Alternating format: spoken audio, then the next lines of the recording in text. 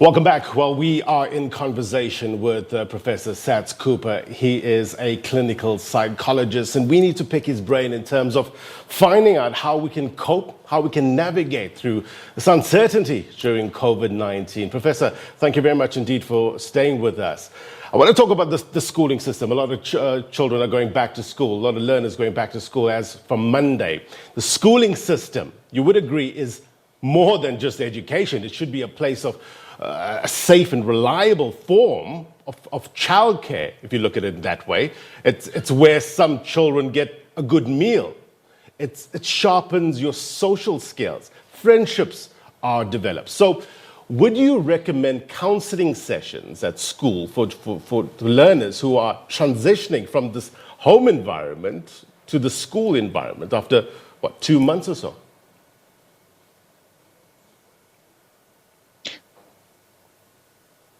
Well, I would. The problem is our school system is so taxed.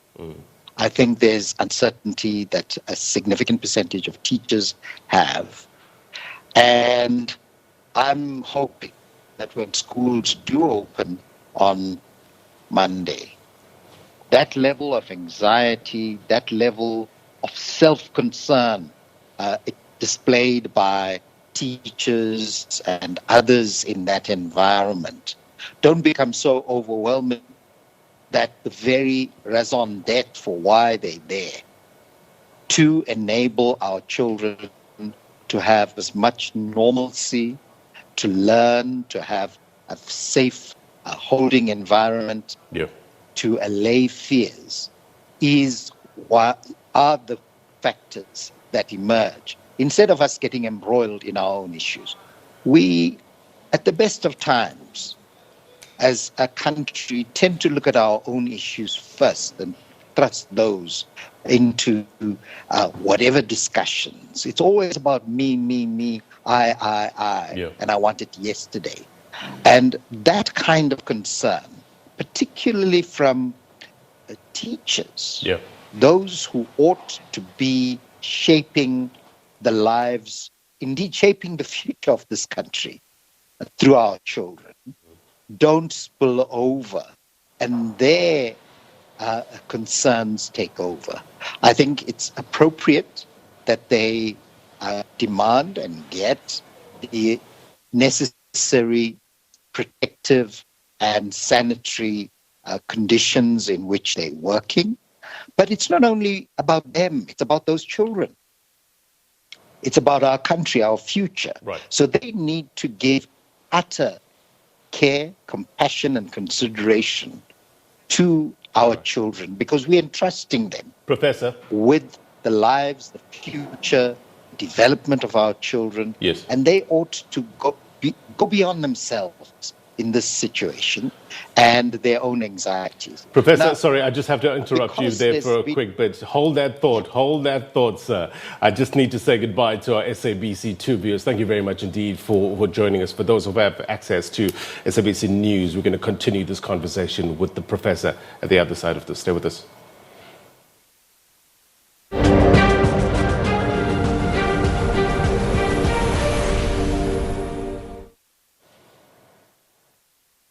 All right, welcome back. You are with the SABC News. The agenda, we're in conversation with Professor Saths Cooper, a clinical psychologist, trying to figure out how can we navigate through this uncertain times during COVID-19. Professor, please continue your thoughts with regards to the schooling system and how, it can adapt and how children can adapt when transitioning from home environment to the school environment. Well, I think the education authorities have given great consideration and thought to how this is going to happen. We've seen some of the images of their attempts at preparedness. I do trust and hope for all our sakes that we are, and I'm going to be kind now and say, at least 80% prepared. If we're going to be less than that, it's going to ratchet down into serious chaos and add to the consternation and uncertainty out there. We need those people who are responsible for education to be on top of their game like never before. The kinds of things that our education system has been notorious for not providing. I would imagine this has been the opportunity for them to rectify those and to be assuring parents that if you send your child to us, we will provide care. Indeed, we will be better at it than you will be. That's the quality assurance that they ought to give, because they are the experts. They are those who are forming young minds.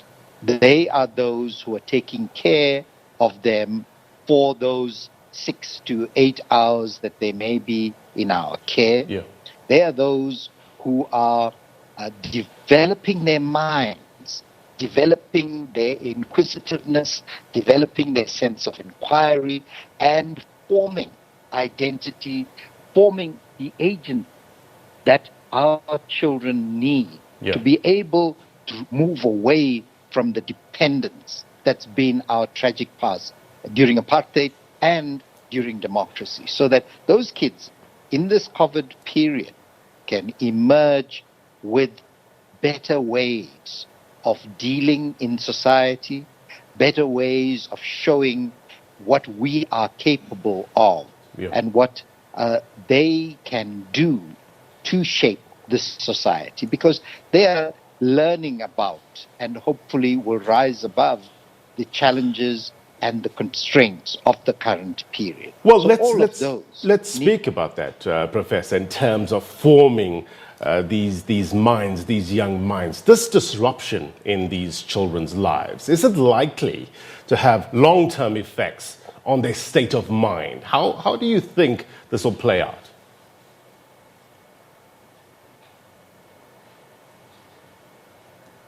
Well, individual.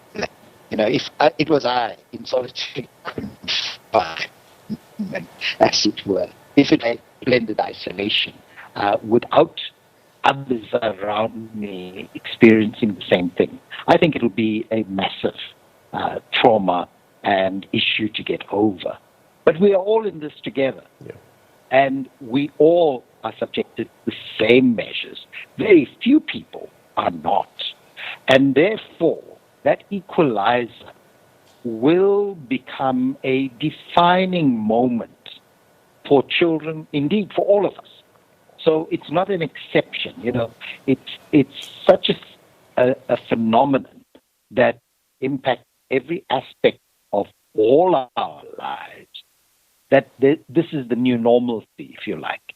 So there ought not to be the kinds of trauma for individuals unless in this period certain terrible things begin to happen, and that then warps or disrupts the normal growth and development pattern. So that equalization is something that will counteract this period of isolation. We look back at this in a year, in two, and say, when we were under lockdown, do you recall we did this and we did that? But now that we're not, I've learned from that, and I've learned how to deal with myself. That's the important takeaway message from all of this. Learning about your thresholds, learning about your irritations, your points of anger, your points of deep understanding, your point where you don't want any buttons pressed.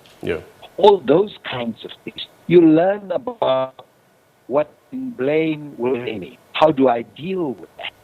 What in my sister, what in my mother I don't like. And you have the opportunity in a short, easy way to say, you know what you said is something that affects me. So can we not use that kind of language? Can we speak to each other differently? It's within our power and we can do it. And also, 80-something% of our country are Christian. And Jesus said, suffer the little children. We need to allow the children to use this period to the best of their advantage, to understand themselves and to understand each of us, so that the children grow closer, not farther away from us, that we develop a rapport and an understanding of what makes Blaine angry and what makes me angry, and how can we mediate that. In this period, if we can do only that, we will be better as individuals and as a people. And to follow up on that, the biblical language, I guess, Professor, are we our brother's keepers in terms of, protecting others? When people say use a mask, it is not only protecting me, it's protecting you. If you take the risk, you're not only risking for yourself, you're risking it for me, and vice versa. Health interlinked, lives interlinked during this time. Professor, we thank you very much indeed for your time and your insight, your perspective. Be well, sir. Thank you. All right, that was Be safe. You too, sir. That was Professor Saths Cooper, clinical psychologist. Important insight in terms of how to deal with this pandemic during this time. All right, I want to remind you about our question of the day.